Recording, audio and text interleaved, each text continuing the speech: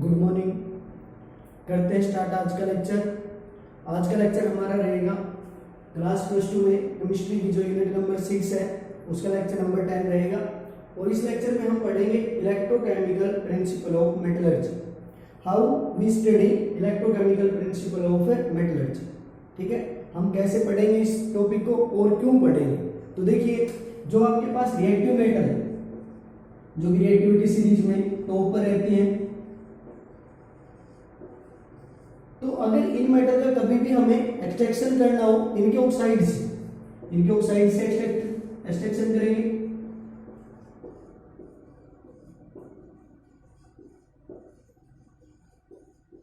ये मेटल आपकी बहुत ज्यादा रिएक्टिव रहेगी, तो इनके जो ऑक्साइड बनेंगे वो बहुत ज्यादा स्टेबल होंगे, बहुत ज्यादा स्टेबिलिटी होगी, इनकी स्टेबल ऑक्साइड बनेंगे। अब स्टेबल ऑक्साइड को ब्रेक करना मुश्किल होगा, तो इन ऑक्साइड को अगर कभी भी हमें रिड्यूस करना होगा तो किसकी हेल्प लेंगे हम? इलेक्ट्रिसिटी की हेल्प लेंगे और वहां पे इन मेटल को एक्सट्रैक्ट करेंगे। अब खास बात देखो, इन सभी मेटल के लिए जो इलेक्ट्रोड पोटेंशियल वो नेगेटिव में रहता है और बहुत ज्यादा हाई वैल्यू रहती है। ठीक है, तो किस प्रकार से देखते हैं इलेक्ट्रोकेमिकल प्रिंसिपल ऑफ मेटलर्जी। तो इसके लिए एक इक्वेशन बनाई गई, डेल जी स्टैंडर्ड पोजीशन में ले लो -NFE ये रहेगा। तो इसके अंदर देखो क्या क्या रहेगा, del G change in Gibbs पर एनर्जी, एन क्या रहेगा change in number of electron या transfer of electron, F Faraday constant 96500 और ई नोट क्या रहता है यहाँ पे इलेक्ट्रोड पोटेंशियल ऑफ सेल या electrode potential of redox couple. तो हम क्या करेंगे, देखो हम ऐसा सेटअप तैयार करेंगे जिसके अंदर जो आपके पास रिएक्टिव मेटल है उसके साथ में एक मेटल और जोड़ करके रिडॉक्स बना लिया जाएगा, रिडॉक्स कपल बना लिया जाएगा, एक सेल बना लिया जाएगा। ठीक है, और है ना रिडॉक्स कपल बना करके जो रिडॉक्स कपल होगा, रिडॉक्स कपल या वी कैन से सेल, उस सेल का कुछ ना कुछ वहां पे पावर बनेगी, इलेक्ट्रोड पोटेंशियल बनेगा और उसको हम डिनोट कर लेते हैं ई नोट से। अब खास बात क्या होगी, इलेक्ट्रोड पोटेंशियल वहां पे अगर सेल का पॉजिटिव आता है, यानी सेल अगर बन जाए हमारा और उसका इलेक्ट्रोड पोटेंशियल हमारा पॉजिटिव आए, तभी तो डेल जी आपका क्या होगा, देखो ये तो कांस्टेंट है, नंबर ऑफ इलेक्ट्रॉन भी कांस्टेंट रहेंगे और फ्राइडे कांस्टेंट भी कांस्टेंट रहेगा। तो यहाँ पे अगर ये ई नोट पॉजिटिव है तो डेल जी हमारा क्या रहेगा नेगेटिव, और तभी प्रोसेस हमारा स्पॉन्टेनियस होगा, रिएक्शन हो जाएगी। और वहां पे जो हमने सिस्टम तैयार किया है, कोई एक मेटल यहां से ले लेंगे और एक इनसे रिएक्टिव मेटल वहां पे ले ली जाएगी। और खास बात ये रहती है, जो लेस रिएक्टिव मेटल है वो तो हमें कैथोड पर मिल जाती है, कैथोड पर मिलेगी, करेंगे हम यहाँ पे, और जो हाई रिएक्टिव मेटल है वो सॉल्यूशन के अंदर रह जाएगी। ठीक है, it is nothing but A displacement reaction. यहाँ पे सिर्फ डिस्प्लेसमेंट रिएक्शन होगी, जो कि अगर इनके आगे हम कोई रिएक्टिव मेटल लेके आते हैं, लाइक एल्युमिनियम का कभी भी एक्सट्रैक्शन करना हो तो इन कोई भी मेटल को आप उठा सकते हो, इन मेटल के द्वारा हम वहां पर रिडक्शन कर सकते हैं। यही तो हमने एलिंगम डायग्राम में पढ़ा था। एलिंगम डायग्राम में हमने क्या पढ़ा था, जो मेटल एलिंगम डायग्राम में नीचे प्रेजेंट है वो ऊपर वाले ऑक्साइड को रिड्यूस कर सकता है। और अगर कभी भी मेटल का एक्सट्रैक्शन हम मेटल से ही करें, ठीक है, यानी मेटल ऑक्साइड का रिडक्शन हम मेटल से ही करें, metal as a reducing agent use करोगे तो उसको बोलेंगे हम हाइड्रोमेटलर्जी का यूज हम करेंगे। तो पूरा प्रोसेस इस प्रकार रहेगा ये। ठीक है, तो इसको अच्छे से पढ़ सकते हो आप, इलेक्ट्रोकेमिकल प्रिंसिपल ऑफ मेटलर्जी। हमारे सिलेबस में एल्यूमिनियम का एक्सट्रैक्शन दिया गया है और कॉपर का एक्सट्रैक्शन दिया गया है। तो इसी लेक्चर में हम तैयार करेंगे यहाँ पे किस प्रकार से एल्यूमिनियम का एक्सट्रैक्शन करते हैं। तो देखते हैं किस प्रकार रहेगा।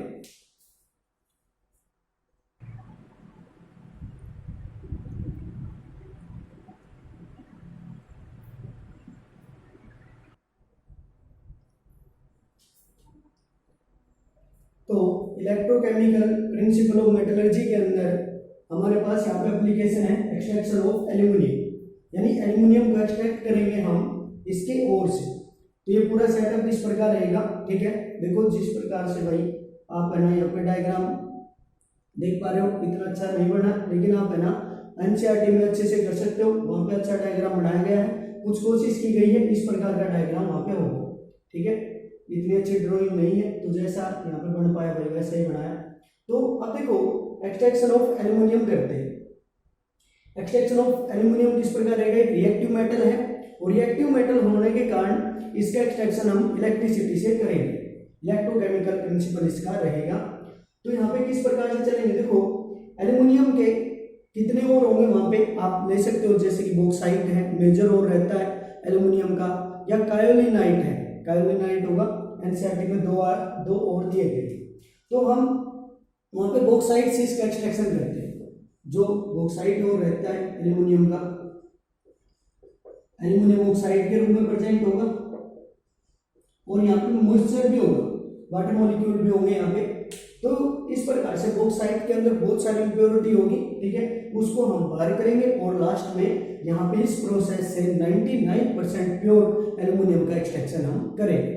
ठीक है, किस प्रकार रहेगा, देखो सबसे पहले तो वही प्रिंसिपल रहेगा, यहाँ पे सबसे पहले क्रेशिंग करोगे, ग्राइंडिंग करोगे बाय बाल मिल, ठीक है, और जा क्रशर, तो वहां पे इसको पाउडर फॉर्म में बना लिया जाएगा। सबसे पहले क्रशिंग करोगे, फिर करते हैं कंसंट्रेट, पाउडर फॉर्म को कंसंट्रेट करोगे। कंसंट्रेट कैसे कर सकते हो आप, किस मेथड का यूज करोगे, इसके लिए बहुत सारे हैं, हाइड्रोलिक वॉशिंग कर लो आप, हाइड्रोलिक वॉशिंग कर सकते हो, इसकी अच्छी खासी डेंसिटी होगी, और है ना, और अगर आप प्रोसेस देखते हो लीचिंग, लीचिंग बेटर ऑप्शन रहता है एल्यूमिनियम के लिए, हम कर चुके हैं पीछे। तो वहां पे आप अगर कभी भी एल्यूमिनियम के ओर की एक्सट्रैक्ट वहां पे कंसंट्रेशन करनी है आपने, तो उसके लिए आप क्या करोगे, वहां पे लीचिंग कर लो, लीचिंग एक केमिकल मेथड रहता है, हम कर चुके हैं कंसंट्रेटिंग, वहां पे देख सकते हो। उसके बाद क्या करेंगे हम, जो हमारा प्रोसेस रहता है कंसंट्रेटेड ओर से क्रूड मेटल में जाना, तीसरा प्रोसेस रहेगा। तो उसके अंदर हम पहले तो जो भी हमारे पास ओर आया है कंसंट्रेटेड ओर, उसको ऑक्साइड में चेंज करेंगे हम। ऑक्साइड में कैसे कर सकते हो, रोस्टिंग और कैल्सिनेशन, बट यहाँ पे तो पहले से ही ऑक्साइड में है, एल्यूमिनियम किसमें, ऑक्साइड में है, तो आप क्या करोगे, कैल्सिनेशन कर दो, जिसके कारण क्या होगा, यहाँ पे जितनी मॉइस्चर होगी वो बाहर चली जाएगी। तो कैल्सिनेशन कर सकते हो आप यहाँ पे, रोस्टिंग का तो कोई यहाँ पे यूज नहीं होगा। तो कैल्सिनेशन के द्वारा क्या होगा, जितनी मॉइस्चर होगी ना वो यहाँ से बाहर चली जाएगी और हमें एल्यूमिनियम ऑक्साइड मिल जाएगा। जो लास्ट स्टेप रहता है क्या रहेगा, वहां पे रिडक्शन, जो एल्यूमिनियम ऑक्साइड हमारे पास बचेगा उसका हम रिडक्शन करेंगे, और रिडक्शन हम किसकी मदद से करेंगे, इलेक्ट्रिसिटी की मदद से करते हैं। तो क्या रहेगा यहाँ पे, देखो यहाँ पे डायग्राम के ऊपर आना किस प्रकार रहेगा, देखना ये एक सेटअप तैयार किया गया है, एक सेल बनाया गया है, एक बर्तन बना लिया गया, जिसके अंदर क्या होगी, जो आउटलाइन है, जो बाहर की आउटलाइन है, जो बाहर का सरफेस है यहाँ पे सेल का, वो तो बनाया गया है आयरन का, या भी कैन से स्टील का, स्टील का आयरन यहाँ पे बना दिया।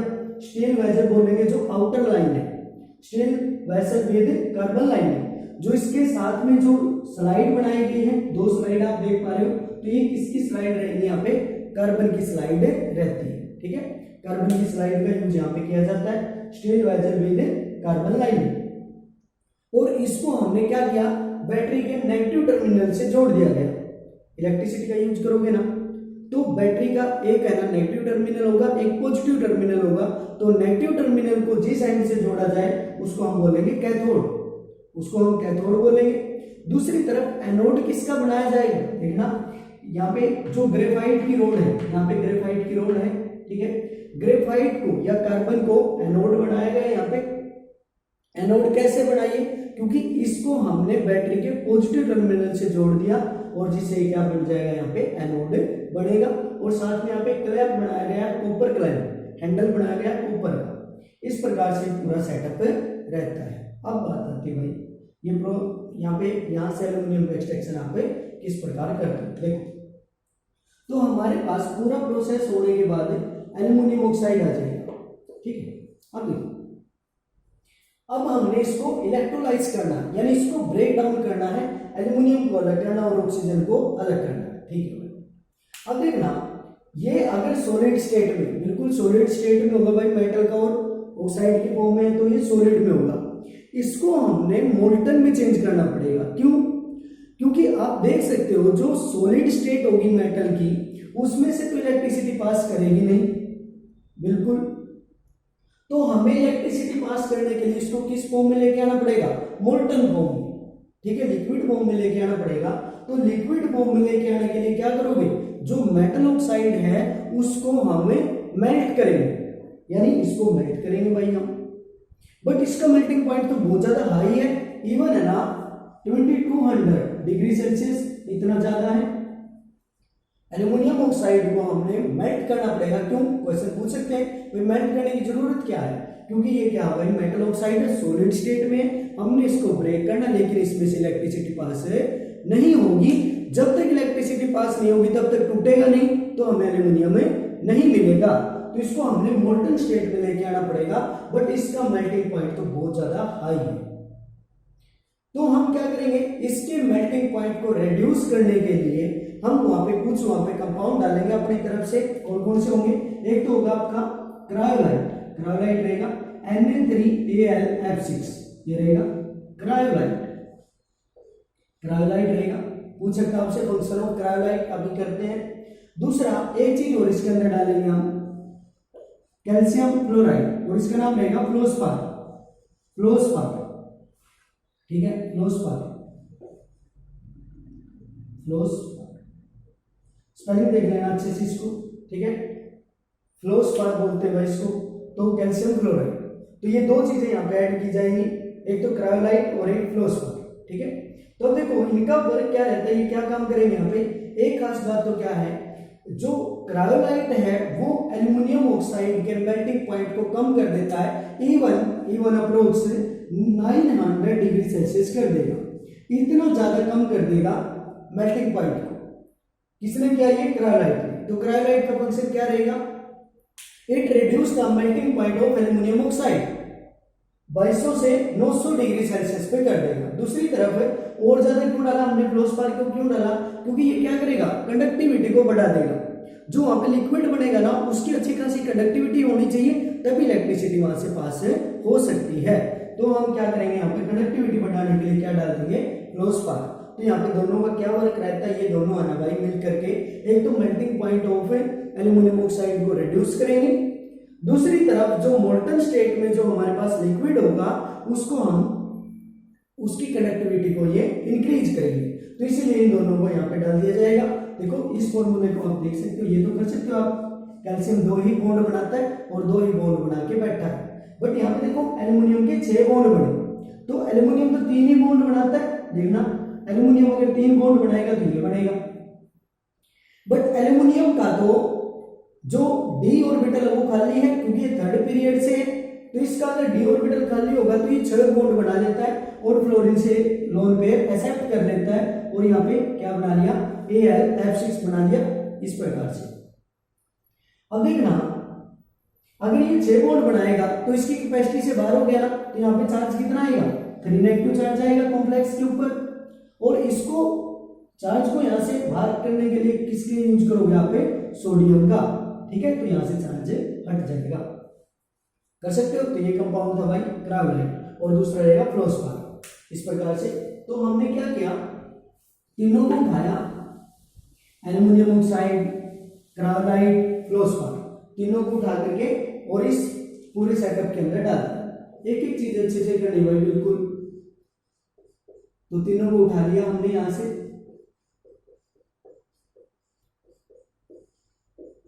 तीनों को उठा करके इस सिस्टम के अंदर डाल दिया, ठीक है। तो जब आप इलेक्ट्रिसिटी पास करोगे यहां से, ठीक है, इलेक्ट्रिसिटी पास करते हैं, ये सारे यहाँ पे मोल्टन स्टेट में होंगे, और इसके अंदर डाल दिए जाएंगे। तो आप ऊपर से इलेक्ट्रिसिटी पास कर दोगे, जो वायरिंग है इनको हम अटैच कर देंगे, तो इलेक्ट्रिसिटी यहाँ पे पास हो जाएगी। और इलेक्ट्रिसिटी पास होने के बाद क्या होगा, ये सभी ब्रेक डाउन होंगे। इलेक्ट्रिसिटी पास होने के बाद क्या होगा, इनका सभी का ब्रेक डाउन होगा। तो ब्रेक डाउन होगा तो क्या होगा, यहाँ पे देखना, जो एल्युमिनियम ऑक्साइड है वो इलेक्ट्रिसिटी पास होने के बाद किसमें चेंज होगा, इलेक्ट्रिसिटी पास करोगे तो किसमें चेंज हो जाएगा, Al3 पॉजिटिव में, दूसरी तरफ है O2 नेगेटिव, ठीक है। ये बढ़ेंगे 2, यहाँ पे 3। दूसरी तरफ क्रायोलाइट को तोड़ो, क्रायोलाइट को भी इलेक्ट्रिसिटी की मदद से ब्रेक करोगे तो 3 सोडियम आयन, दूसरी तरफ Al3 पॉजिटिव और यहाँ पे 6 फ्लोरीन है, क्लोराइड है, और एक कौन रहेगा, कैल्शियम क्लोराइड। इलेक्ट्रिसिटी की मदद से ब्रेक करोगे तो आप देख सकते हो यहाँ पे हमने क्या किया है, एल्युमिनियम के अगेंस्ट हम सोडियम और कैल्शियम को लिया है जो कि इससे ज्यादा रिएक्टिव मेटल है। तो यहाँ से पक्का एल्युमिनियम का रिडक्शन होगा और जो रिएक्टिव मेटल है वो सॉल्यूशन के अंदर रह जाएगी। तो किस प्रकार से रहेगा, देखो किस प्रकार से रिएक्शन होगी यहाँ पे। तो ये हमने मेन रिएक्शन लिख ली, इस प्रकार से ब्रेकडाउन हो जाएगा। अब बात आती है कौन सी रिएक्शन कैथोड के ऊपर होगी और कौन सी एनोड के ऊपर होगी। बिल्कुल आसान है, किस प्रकार करेंगे, देखो अब क्योंकि कैथोड के ऊपर चार्ज कैसा होता है, नेगेटिव, और कैथोड के ऊपर हमेशा क्या होगा, रिडक्शन। याद किया आपने प्लस वन में, कैथोड के ऊपर हमेशा क्या होगा, रिडक्शन, और एनोड के ऊपर हमेशा क्या होगा, ऑक्सीडेशन। ठीक है, प्रीवियस नॉलेज से आप कर सकते हो। तो कैथोड के ऊपर रिडक्शन होगा, उसके ऊपर चार्ज कैसा है, नेगेटिव। तो इस सॉल्यूशन के अंदर बहुत सारे आयन बन गए और कैथोड के ऊपर कौन जाएगा, पॉजिटिव वाला जाएगा। अब पॉजिटिव वाले तो हमारे पास 3 है, पॉजिटिव वाले तो 3 आयन है, एक तो Al3 पॉजिटिव, एक सोडियम पॉजिटिव है, एक कैल्शियम 2 पॉजिटिव। अब इन तीनों आयन के ऊपर रेस लगेगी, तीनों रेस लगाएंगे और किसकी तरफ जाना स्टार्ट करेंगे, कैथोड की तरफ। लेकिन विनर कौन होगा, खास बात देखो, विनर कौन होगा, कौन कैथोड के ऊपर जाएगा। तो देखो भाई समझना बात को, कैथोड के ऊपर होने वाला है रिडक्शन, कैथोड के ऊपर रिडक्शन होने वाला है, सही। अब कैथोड के ऊपर अगर रिडक्शन होगा तो रिडक्शन किसका होगा, जिसका रिडक्शन पोटेंशियल ज्यादा होगा। अरे देखो आपने ना इलेक्ट्रोड पोटेंशियल पढ़ा था, तो जिस मेटल का रिडक्शन पोटेंशियल ज्यादा होगा उसी का तो रिडक्शन हो पाएगा, और जिसका ऑक्सीडेशन पोटेंशियल ज्यादा होगा उसका ऑक्सीडेशन होगा। इतनी सी बात है। तो रिडक्शन पोटेंशियल मैं आपको बता देता हूं तीनों मेटल का यहाँ पे, जैसे सोडियम और सोडियम पॉजिटिव का, ठीक है, इनका ही तो जरूरी है हमें, कैल्शियम का और कैल्शियम 2 पॉजिटिव का, और Al का Al3 पॉजिटिव का। इन रिडोक्स कपल में यहाँ पे सोडियम का जो रिडक्शन पोटेंशियल रहता है वो कितना होगा, यहाँ पे -2.71 इतना रहता है। कैल्शियम का कितना रहेगा, यहाँ पे -2 पॉइंट यहाँ पे रहता है भाई, यानी 2 पॉइंट यहाँ पे भाई आपका चेक कर लेना एक बार इसको, ठीक है। और यहाँ पे एल्यूमिनियम का रहेगा -2.68 1.68 ये रहेगा, इस प्रकार से रहते हैं। तो कहने का मीनिंग क्या भाई, तीनों मेटल में सबसे कम रिडक्शन पोटेंशियल किसका है, एल्यूमिनियम का। तो सबसे कम रिडक्शन पोटेंशियल किसका होगा, एल्यूमिनियम का होगा, ठीक है। अगर एल्यूमिनियम का रिडक्शन पोटेंशियल कम है तो कैथोड की तरफ कौन जाएगा, कैथोड की तरफ कौन जाएगा, एल्यूमिनियम। जिसका रिडक्शन पोटेंशियल ज्यादा होगा, रिडक्शन पोटेंशियल ज्यादा किसका, तीनों में, एल्यूमिनियम का, तो रिडक्शन भी इसी का होगा। और इन तीनों की रेस में कौन विनर रहेगा, एल्यूमिनियम, ठीक है। आप इनके लिए रिडक्शन पोटेंशियल एक बार चेक कर लेना, ठीक है, यहाँ पे चेक कर सकते हो आप अच्छे से, और फिर लिख लेना। क्योंकि एल्यूमिनियम का रिडक्शन पोटेंशियल हाईएस्ट है तीनों में, तो ये कैथोड के ऊपर जाएगा, और कैथोड के ऊपर क्या होने वाला है, रिडक्शन। तो एट कैथोड कैथोड के ऊपर क्या रिएक्शन होगी, रिडक्शन होगा, किसका, एल्यूमिनियम का। तो Al3 पॉजिटिव रिडक्शन करेगा, यानी 3 इलेक्ट्रॉन लेगा यहां से, और किस में चेंज हो जाएगा, यहाँ पे Al में चेंज हो जाएगा, इस प्रकार से। तो Al में चेंज होगा और ये मोल्टन स्टेट में होगा, और ना क्या होगा भाई, जो ये आउटलेट दिया गया नीचे, इस आउटलेट से एल्यूमिनियम बाहर चला जाएगा। यहाँ से आप 99% प्योर एल्यूमिनियम को एक्सट्रैक्ट कर सकते हैं। तो इस प्रकार से एल्यूमिनियम आउटलेट से बाहर आ जाएगा। दूसरी तरफ एनोड के ऊपर क्या रिएक्शन होगी, एट एनोड, ठीक है। तो यहाँ पे एनोड के ऊपर देखो कौन होगा, किसकी रेस लगेगी, आपके पास है ना, एनोड के ऊपर चार्ज है पॉजिटिव, और पॉजिटिव की तरफ कौन सा आयन जाएगा, नेगेटिव वाला। नेगेटिव किसके ऊपर है, एक तो ऑक्साइड है भाई, O2 नेगेटिव है, दूसरी तरफ है फ्लोराइड है, F नेगेटिव है, ठीक है। अब एनोड के ऊपर होने वाला क्या है, एनोड के ऊपर क्या होगा, ऑक्सीडेशन। ऑक्सीडेशन किसका होगा, जिसका रिडक्शन पोटेंशियल कम होगा, बट आप तो जानते हो फ्लोरीन का रिडक्शन पोटेंशियल तो हाईएस्ट है, फ्लोरीन का रिडक्शन पोटेंशियल पूरी इलेक्ट्रोकेमिकल सीरीज में हाईएस्ट है, ठीक है, तो आप वहां से देख सकते हो। उसके बाद में अगर फ्लोरीन का रिडक्शन पोटेंशियल हाईएस्ट है तो इसका तो ऑक्सीडेशन हो नहीं सकता, तो किसका होगा, ऑक्सीजन का। अब ऑक्सीजन किसके ऊपर जाएगा, एनोड के ऊपर। एनोड किसका है, ग्रेफाइट का या वी कैन से कार्बन का, तो है ना भाई, एनोड के ऊपर कौन जाता है, वहां पे ऑक्सीजन जाएगा, और वहां पे पहले से कार्बन रखा हुआ है, तो कार्बन रिएक्शन करेगा ऑक्सीजन के साथ, O2 नेगेटिव के साथ। अगर ऑक्सीजन लिमिट में होगी तो CO बनेगा, ठीक है, सॉरी एक सेकेंड, सही है, देखो यहाँ पे क्या होगा, एनोड के ऊपर ऑक्सीडेशन होगा, तो यहाँ पे कार्बन O2 नेगेटिव के साथ रिएक्शन करेगा, और यहाँ पे अगर लिमिट में होगी तो CO बनेगा, ठीक है, और यहाँ पे 2 इलेक्ट्रॉन को बाहर कर देगा, लॉस ऑफ इलेक्ट्रॉन होगा। लॉस ऑफ इलेक्ट्रॉन को आप क्या बोलोगे, ऑक्सीडेशन, या हो सकता है कार्बन को अच्छी खासी ऑक्सीजन वहां पे मिल जाए, ठीक है, अच्छी खासी ऑक्सीजन मिल जाए, तो यहाँ पे क्या बन जाएगा, CO2 गैस में यहाँ पे बन सकती है। इस प्रकार से हम लिख सकते हैं।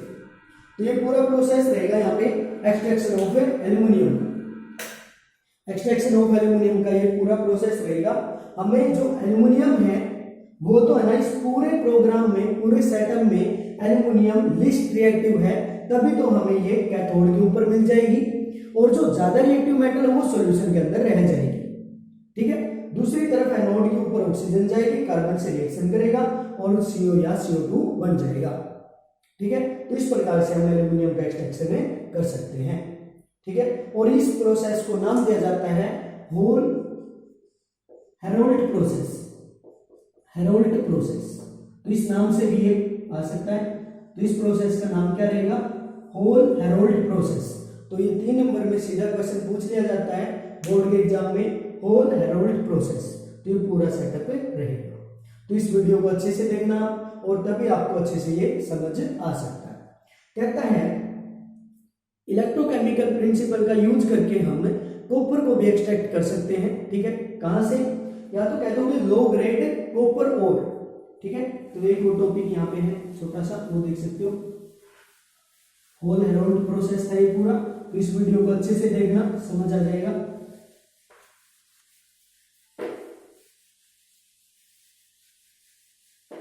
अच्छे से कर लेना भाई इसको। तो एक और आपका रहता है एक्सट्रैक्शन ऑफ कॉपर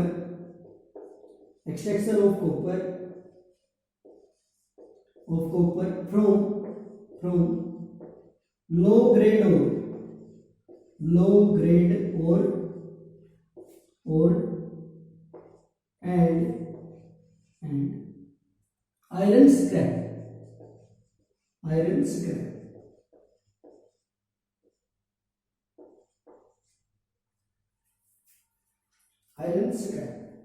ठीक है। आयरन स्क्रैप की मदद से भी इसको एक्सट्रैक्ट हम कर सकते हैं। तो देखो कहता है इसी प्रिंसिपल का यूज करके इलेक्ट्रोकेमिकल का ही हम है ना कॉपर को भी एक्सट्रैक्ट कर सकते हैं, क्योंकि कॉपर क्या है, लिस्ट रिएक्टिव मेटल रहती है, ठीक है, इतनी ज्यादा रिएक्टिविटी नहीं है, तो हम एक रिएक्टिव मेटल का यूज करके इसका भी एक्सट्रैक्शन कर सकते हैं, ठीक है। कैसे, देखो, या तो कॉपर को क्या करोगे आप, हाइड्रोजन का यूज करके एक्सट्रैक्ट कर लो, ठीक है, या आयरन स्क्रैप का, जो आयरन का कचरा रहता है उससे भी इसको एक्सट्रैक्ट हम कर सकते हैं बाय इलेक्ट्रोकेमिकल प्रिंसिपल। तो यहाँ पे क्या रहेगा, देखो कॉपर का एक्सट्रैक्शन कर सकते हैं हम, जो कॉपर रहेगा इस प्रकार, उसको हम हाइड्रोजन की प्रेजेंस में इलेक्ट्रिसिटी पास कर दोगे तो क्या होगी, डिस्प्लेसमेंट रिएक्शन होगी यहाँ पे, और हमारे पास क्या बनेगा, कॉपर और साथ में H पॉजिटिव बन जाएगा। इस प्रकार रहेगा, क्या लिख लो। या आयरन का भी यूज कर सकते हैं, जैसे कि आयरन स्क्रैप का यूज कर लो, आयरन स्क्रैप का भी यूज कर सकते हैं। आयरन स्क्रैप का अगर यूज करोगे, वही डिस्प्लेसमेंट रिएक्शन है, कॉपर यहाँ पे रहेगा और आयरन सॉल्यूशन के अंदर चला जाएगा, इस प्रकार से। तो ये भी आपसे क्वेश्चन पूछ सकता है भाई, एक्सट्रैक्शन ऑफ कॉपर क्या रहता है, फ्रॉम लो ग्रेड और आयरन स्क्रैप, इससे भी हम इसको बाहर कर सकते हैं। लो ग्रेड का मतलब क्या होगा, वहां पे हाइड्रोजन वगैरह की प्रेजेंस होगी, तो क्या करेगा, हाइड्रोजन इसको रिड्यूस कर सकता है। ठीक है, तो कॉपर 2 पॉजिटिव से हम कॉपर में चेंज कर सकते हैं या आयरन स्क्रैप का भी यूज कर सकते हैं। It is just a displacement reaction. ठीक है, तो इलेक्ट्रिसिटी की मदद से हम इनका भी यूज यहाँ पे कर सकते हैं। ठीक है, इलेक्ट्रिसिटी की मदद ले सकते हो या जिंक का भी यूज कर सकते हो। अगर जिंक होगा वहां पे तो जिंक का भी आप यूज कर सकते हो। तो एनसीईआरटी के अंदर एक क्वेश्चन पूछा गया आपसे, भाई कहता है कॉपर का हमने एक्सट्रैक्शन करना फ्रॉम लो ग्रेड ओर। ठीक है, इतना अच्छा वर्ड नहीं रहता, लो ग्रेड ओर बोलते हैं इसको। अगर लो ग्रेड ओर को आपने रिड्यूस करना है, कॉपर को एक्सट्रैक्ट करना है और हमारे पास आयरन भी है और जिंक भी है, तो किस मेटल का आप यूज करोगे? एक सोल्ड क्वेश्चन एनसीईआरटी में देख सकते हो वहां पे। तो क्या होगा, देखो कहते हैं भाई रिएक्टिविटी सीरीज में जिंक ऊपर आता है आयरन से, तो कहता है जिंक ज्यादा रिएक्टिव है, कॉपर कम रिएक्टिव है, तो जिंक अच्छे से रिड्यूस कर सकता है कॉपर को। ठीक है भाई, बट हम है ना तब भी जिंक का यूज नहीं करते, आयरन का यूज करते। क्यों? क्योंकि जिंक क्या भाई एक कॉस्टली मेटल है और कॉस्ट वाली चीजों का यूज हम नहीं करेंगे एक्सट्रैक्शन में, तो हम आयरन स्क्रैप का यूज करते हैं कॉपर को एक्सट्रैक्ट करने के लिए। ठीक है, तो ये पूरा प्रोसेस रहेगा। आज का हमारा टॉपिक था इलेक्ट्रोकेमिकल प्रिंसिपल ऑफ मेटलर्जी।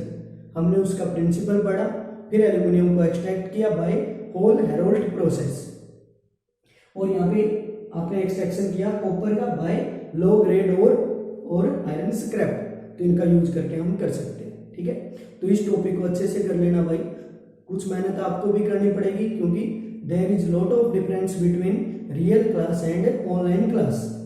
ठीक है, तो हमें भी भाई इतनी गर्मी के अंदर लेक्चर बनाने पड़ते हैं, आप भी थोड़ी मेहनत करोगे और कुछ टॉपिक आपके यहाँ पे तैयार हो जाएंगे। ठीक है, मेहनत करिए, सारे लेक्चर अच्छे से देखो। ठीक है, अगर कुछ भी ना समझ आए तो आप पूछ सकते हो। ठीक है, और अगर वीडियो में कोई गलती हो जाए तो आप उसको ओवरकम कर सकते हो। ठीक है, आप है ना उसको अच्छे से अगर चेकआउट करोगे बुक में तो आपको गलती मिल जाएगी, तो उसको आप अच्छे से एक्सट्रैक्ट कर सकते हो। ठीक है, तो आप अच्छे से इस टॉपिक को करना भाई। Okay, thank you.